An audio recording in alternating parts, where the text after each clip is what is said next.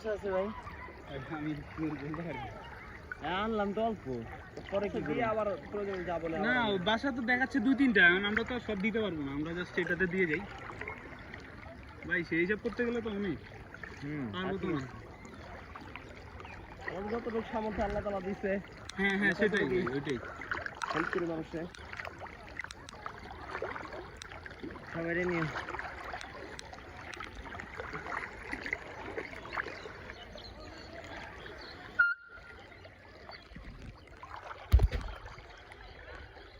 এই বাড়িতে কেউ আছেন?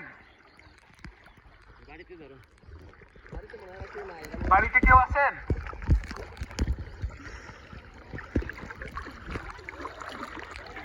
আপনারা একটু সামনে আগে আসেন, সামনে আগে আসেন।